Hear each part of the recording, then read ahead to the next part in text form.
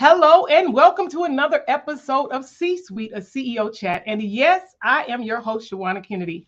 I'm excited because I get the opportunity. Yes, I am a CEO, but I get to have the heart-to-heart and sometimes hard conversations with CEOs all across the globe. This time, I'm excited to bring to you none other than Dr. Marlene Carson. She is an international speaker. She is a three-time author and currently serves as chair on the U.S. Advisory Council for Trafficking. I'm excited, so I don't want to delay. Let's get Dr. Carson in here, y'all.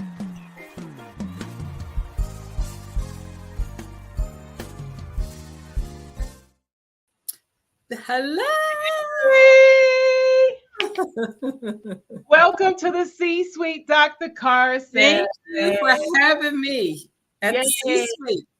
Yeah, I'm excited because, of course, I was like, no, I needed to get you right in here right away because y'all already know we get a chance to talk while she's in the green room and have other conversations. But I also have had the opportunity to do some work with Dr. Carson. So having this moment this time, so I want to thank you publicly for pausing from your busy schedule to look. She just got back in town, y'all. And so I was able to get on her schedule so that she can stop by the C-Suite. Now, I know that, with this, it's talking about the good and the bad of what it feels like to be a CEO. And because you've done a number of things, you are an entrepreneur, you work with nonprofits and all across the spectrum. I want to talk about the blend of business and advocacy.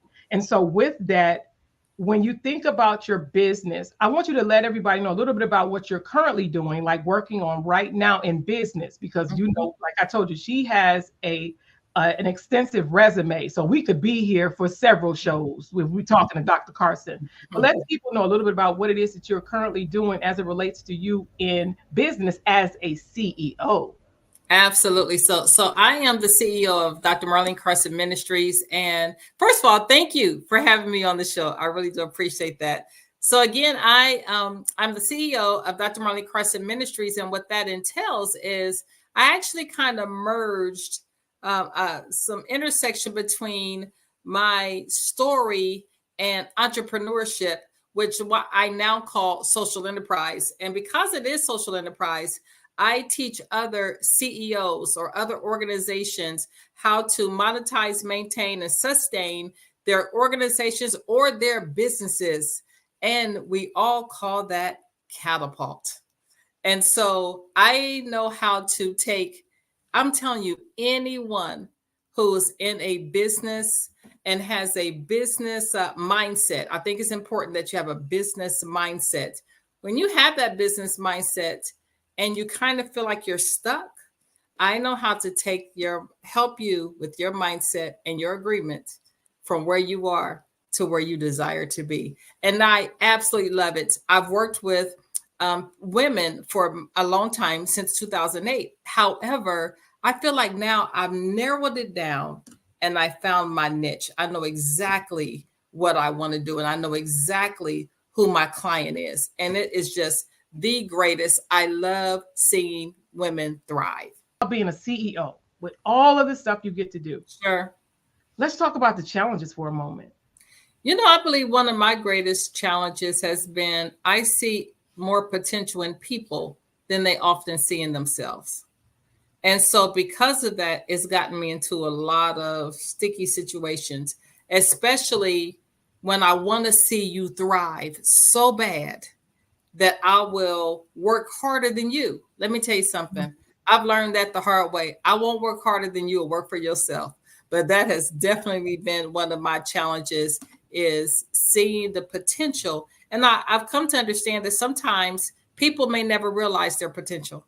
How do you handle that, though? Because I love how you said that, because we do get to talk offline, and having that heart for people. Yeah.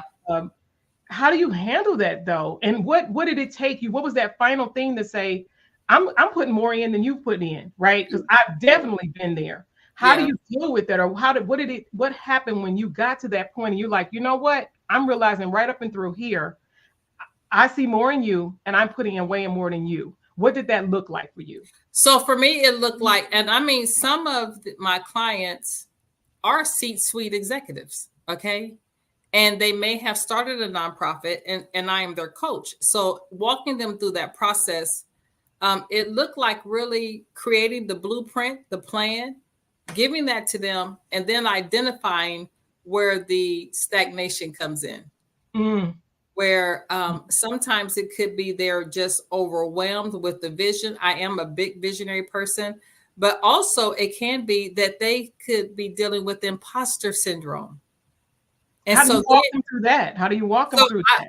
Trust me, I've dealt with it enough myself. So I will pause. If that's the case, if they're just walking through the imposter syndrome, I will help identify it and we'll walk through some trauma stuff, because a lot of times imposter syndrome is rooted in some form of trauma. So we can deal with that. However, if that stagnation is just coming from, I'm scared, we can even deal with that. But if it comes from a place of, I'm just not going to do it. I got to let you go as a client. And I've learned to say no, because everybody's not my client. I love it. That is so real. That is so real. I've had to work with people. You already know the things that I get to do with Kennedy Media, and bringing people to the forefront and having everything that you said. And I love that you were able to call it what it was in some cases, a lot of cases. And sometimes they don't even realize it's connected to a level of trauma. Something that has happened. And but then that speaks to you, Dr. Carson, and all of the experience that you have, that you're able to pick it out sooner than later. Yes. And you're able to pinpoint it and even make it a part of your model, so that you know that those different steps, and a part of that blueprint is to being able to pinpoint something like that right away. Now, when you think about those are some of the challenges, but when you see that they're beginning to turn the corner, and they've actually grabbed hold, right? Y'all see she's smiling already, because that's the good part. That's the juicy part. That's the juicy part. And when you think about being a CEO, and you being a CEO as it relates to being a coach, and then you're like, they get it. Yeah. The light has gone off. Yeah. They get it. They're rocking. We're rolling. Talk about some of the rewards as it relates to you being in that space with some of your clients. There's nothing like watching a client when they have that moment where the light comes on, because it's motivating, it's inspirational. They are like on their grind, and they are moving at the speed of light. And I'm like, wait. We can't miss steps. We cannot miss steps. You know what I'm saying? So sometimes I have to draw them back and say, come on, we can't miss these steps, because it's all part of the process. And one thing about the process, it's just the process. And if you skip steps in the process, you can get to your destination, but it may be a little rocky. And then you're going to realize there's some things I should have done that now you got to go back to do. We don't have time to waste, not in this hour. So I absolutely love watching that light bulb moment. And then for me, it's like, yes. And I just let them go. I just absolutely let them go. And I'm there when they need it. And so I can tell you story after story after story. I think I've told you before how I helped a lady who was in a financial situation. Her husband had just got laid off. They got 5 kids. She's a social worker. She's phenomenal, right? But she don't have an income to take care of 5 kids and a husband until he gain employment. And so I told her, so I'm going to give you a blueprint. And with this blueprint, I guarantee you, if you follow it, you're going to make money. That's not going to be your problem. Well, a year later, she called me and she said, I can't believe it. I made $287,000 in this year with your blueprint. And I'm like, yes. So for me, that's what I want to see. I want to see success. I'm very goal oriented, and I just want to see your success. So I want to see men and women thrive, period. Don't you hear the passion? People, don't y'all hear the passion? Y'all need to be putting some stuff in the comments right now. Be like, passion, power. That's right. Because we do. And it's important to have coaches. It's important to have mentors. It's important to be a part of groups, and you pay attention to what you pay into. Come on. Did I say that? You can say that for the people in the back. Yeah, you do. You pay attention to what you pay into, because you have to be willing to invest. And that's where I noticed that with some folk, not everybody, not y'all that's watching, because y'all get it. You have to be okay to invest in anything that you want to do. And I've heard it all too often. it's the cost of doing business. This is Yes. C-suite. I thought we are in the C-suite. Yes, yes. It's the cost of doing business, and sometimes you're gonna pay either way. How about that? Ha ha ha You're ha. going to pay either way. You're going to pay either way, whether you want to pay on the front end or on the back end. You know something I realized, and I'm actually designing a T-shirt that says this now: profits are better than wages. Yeah, Profits are better than wages. Juicy. So it's for me. I would rather work hard for myself and gain the profit rather than to go to your job to make some wages. Yeah, right. While you right there, stay right there for me and go ahead and talk about, when you talk about the profit and wages, right? Talk about what even got you started on this road to entrepreneurship. Yeah, I want to hear that. Talk about that. So, you know, I'm a survivor of domestic minor sex trafficking. I was kidnapped as a kid. I was 15 years old. I come from a 2-parent household. I'm the youngest of 5 siblings. I was raised in the church, and it still happened. And so I learned a lot while I was being exploited. And so when I came out of the life, I'm back at home and I'm safe, but I need a job. I have children. I need a job. And so this person took me to one of his friends that was the HR director. And this man sits me down. Now, I know I look good, but I'm older. Okay. And so he sits me down. He's typing on a typewriter. And he says, tell me what you did while you were being trafficked. And I thought he was being a pervert, right? So I'm like, we sold sex. And he said, no, tell me what your day-to-day looked like. So as I began to explain to him what my day-to-day looked like, he's typing. He takes the paper out and he hands it to me. He says, now go get a job. And I'm like, what is this? He said, it's your resume. Well, it had on there customer service, sales and marketing, PR, inventory control. I said, I didn't do none of this stuff. He said, yes, you did. That's exactly the things that you did while you were being exploited. So I said, well, how do I explain this to anybody? He said, Marlene, it's called transferable skills. And so I took the skills from a horrible situation and transferred them to not only a good situation for me and my family, but now it impacts the lives of people all over the globe. And so what I did was, when we started our first housing program, we merged the housing program with entrepreneurship, which we call social enterprise. I started my first restaurant, and it was so awesome. The restaurant was called Bugettos. And so one day a food critic came into our restaurant. Now, it was very challenging to manage a restaurant as a CEO, but I did it. And so this guy came in and he was a food critic. And I just thought, oh my God, we're going to get shut down for sure now, right? However, about 4 or 5 days later, my publicist gets a call from Oprah's, her publicist. I think it was some guy that worked for Oprah. And they asked if I wanted to be on the show, because what I didn't know at that time was our restaurant was in the top 500 soul food restaurants in America. We were actually number 45. Okay. And so I was like, oh my God. Now, mind you, all of the women that worked in this restaurant were survivors of trafficking. So we turned these lives around, gave them a job, taught them business. The manager of the restaurant went on to do her own business. And I realized then, this is something I want to do. I just don't want to help victims or survivors. I want to help them do better in their life. I want to help them with social enterprise or their own business. And I am very passionate about it. And I absolutely love watching people thrive. So that's how it all started. Whoa, did y'all hear that? Your story, y'all already know. We already know. She's gonna have to be back, right? There's so many layers. There's so many layers, because you are Dr. Marlene Carson, where you get to work with the nonprofits, and we know you touched a little bit about that. But before we even get to that, I mentioned the fact that you are a not one, not two, but a 3-time award-winning author, and I'm excited, guys, because her latest book is called Pimp. And who has their copy? Yay!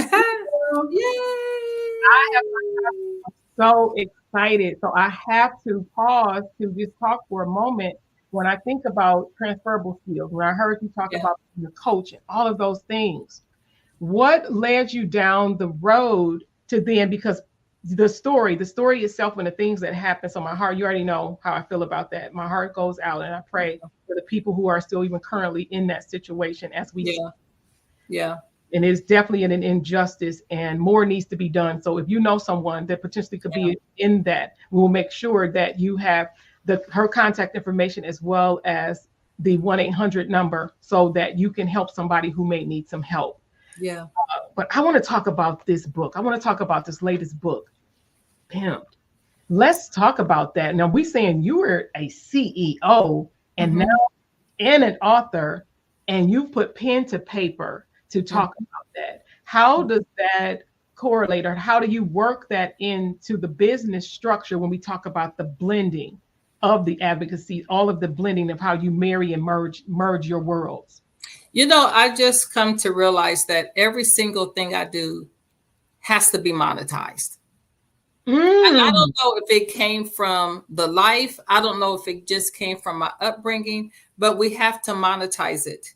And so because I'm a giver and I do a lot for community, I do a lot for survivors everywhere. And so we have to have resources to do that. And unfortunately, we have not been a government funded organization ever. And we've been an organization since 2008, but we've never been government funded some people may think we have, but we've never been government funded. And so we fund ourselves. And even one of the things that I teach nonprofits or even ministries or those who want to start a business, stop thinking that you can go get a 501c3 and you're going to get all this grant money. Sweetie, it don't happen. Okay. Take it from me. It does not happen that way.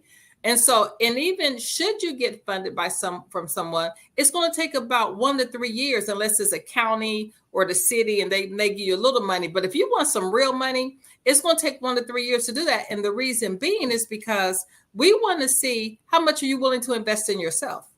Why should government invest in your organization and you haven't invested in yourself? So we want to see 3 years of 990s, which is like a tax return for nonprofits. And so you need to know, how do I sustain for 3 years? So I created a program. Of course I did. I created a program called How to Create Sustainable Profit for Your Nonprofit. Wow. Well, that started my first nonprofit. We made almost $1 million in the first year. And I didn't even know what I was doing. Okay. Trust me, I didn't know what I was doing. I just thought that this was a good idea.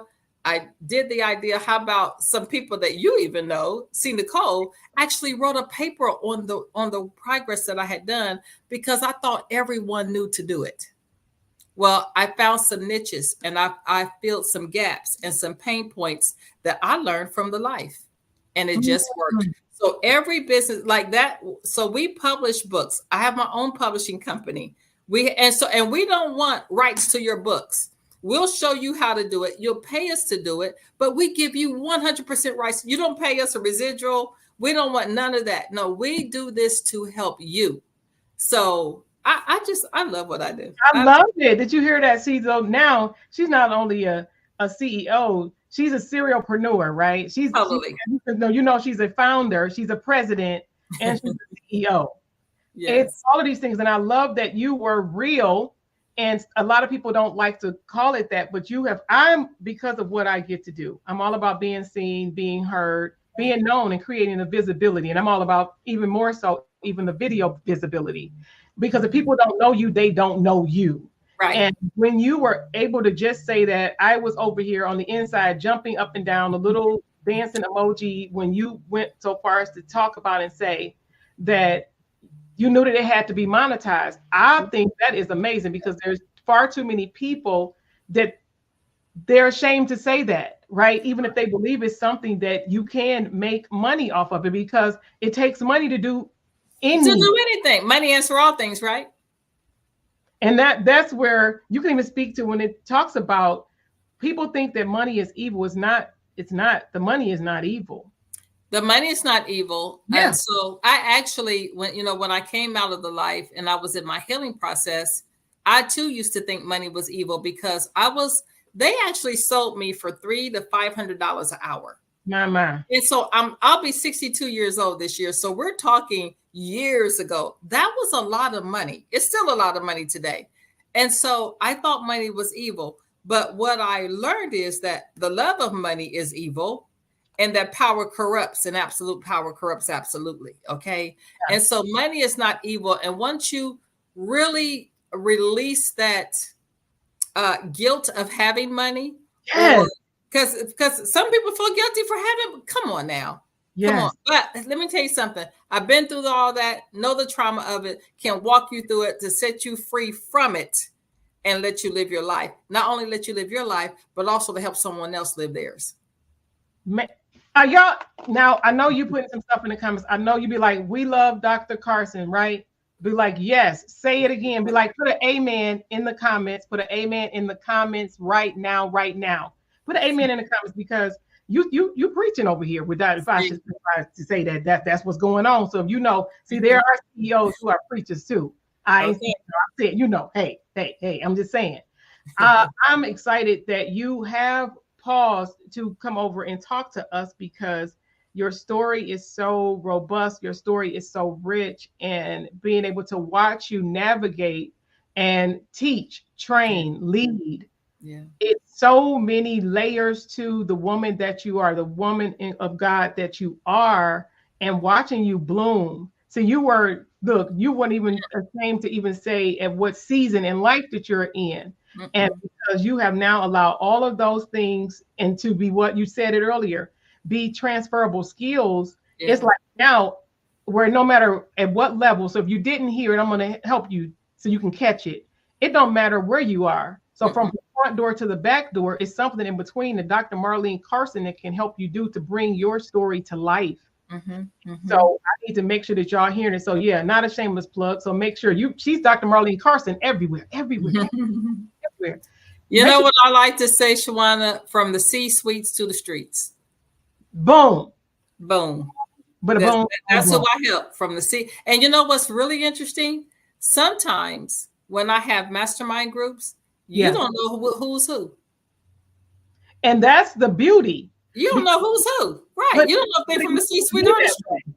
And you know what? That's the beauty of it. And it needs to be set up that way, because everybody has a story. Yes. They may not have that story, but they have a story. If you lived any time on this earth and you've managed to, what they say, pull yourself up by your bootstraps, or work through all of the dirt, right? Because even the best trees had to go through some dirt, right? Some of the strongest roots are sitting down in some dirt. If you've said, and I want to call myself and put that on, whether you're a chief operating officer, you're a chief empowerment officer, right? You're a chief elevator, you're the chief of something, and let's talk about it. You need to start with being the CEO of your life. Yes. God above all. Everybody know, anybody that know me, I'm a woman of faith, and is never above my creator, my God. Right. However, he has given us power and authority to take ownership of some things and to have dominion over things in the earth. Yes. And so with that, with boldness, people do. You pause and say, yes, I believe I'm in that position, because we understand. I'm gonna let Dr. Carson talk about it. Everybody is not intended to be a CEO. No. Somebody got to work. So I mean, somebody has to serve, and there are people that absolutely love serving. Just as I am passionate about women's empowerment and empowering people to get to their next, there are some people that love administration. Yes. And it takes all of us. I have a content creator. She loves creating content. You know, that's not my forte, but she loves it. And it takes all of us. And so, and when we all work together, we'll achieve a common goal and everybody's satisfied. One of my sayings with my team is everybody eats. Everybody eats. Okay. So I love it. Absolutely love it. Yeah, no, I'm just, I told you. Now y'all already know. I know Dr. Carson outside of the C-suite. And so she is correct. She is definitely a woman of her word. And I have witnessed it for myself. Yeah. I am a witness, and I have a testimony to it. So I'm not ashamed to say that. Yeah. And that's how it's supposed to be, though. Yes. That is really how it's supposed to be. That is, you know, when I run into a lot of CEOs that are in transition, that in their position, they're either getting ready to retire, they're either getting ready to, some of them unfortunately have been laid off. There was one particular CEO of a major company that was getting laid off, nice severance package, the whole 9 yards, but she fell into a deep depression. And she was depressed because she felt like she couldn't do her job anymore. Her job had become her identity. And so after walking her through that process, one of the greatest things, I said, baby, your job just starting. Because do you know how many gifts that you have on the inside of you that other people need? Now she has a 7-figure coaching business. You know what I'm saying? But she thought it was over. It was only the beginning. Now she works when she want to work. You know what I'm saying? And now she has the freedom and the liberty to travel and to invest in people. And she's starting a nonprofit. So she has the ability to give back as she sees fit. She's not in the box of corporate America anymore. And I'm telling you, it's just the best feeling to be able to help people like that. I love it. I love it. Now, y'all already know, because the time be moving, the time be far spent. So what I'm going to do, we're actually going to have a part 2 to this episode, but right, so that I can make sure y'all just get a little bit of taste of Dr. Carson. So I need you to say something for part 2, Dr. Carson. All right. Allow you to talk for 1 juicy minute and just inspire somebody, because we're going to do a part 2. So let me move myself out the way so that people can hear from you. If you feel stuck in the position that you're in, either as a CEO or someone that goes to work every single day, let me come and catapult you into your destiny. What does that mean, catapult? You know, catapult takes you from the familiar, the ordinary, to the extraordinary. And that's what I want to do in your life. Let me help you catapult into your destiny.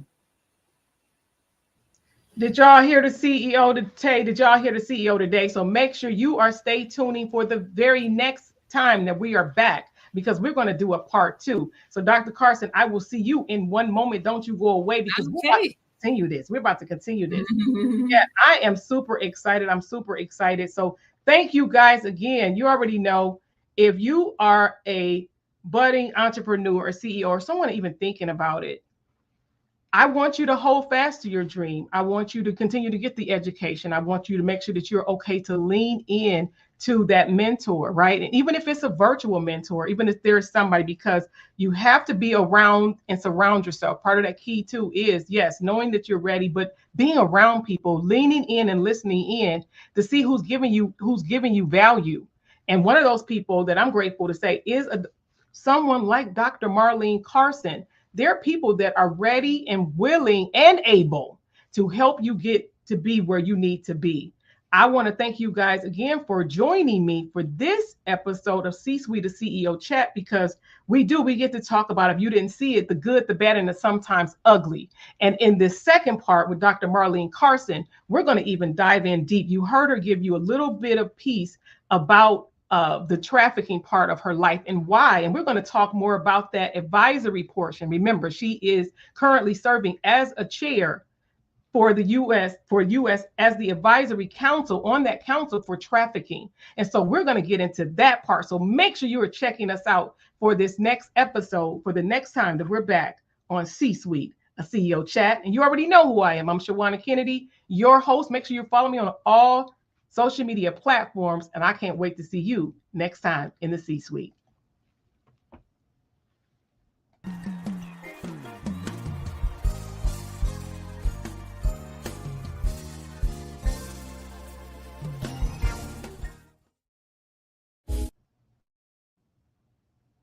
This episode is brought to you by Kennedy Media, your ultimate partner in content creation, video recording, and digital marketing. Be seen, be heard, and increase visibility in your business. Contact us today at KennedyMediaLLC.com, KennedyMediaLLC.com, and unlock your brand's full potential.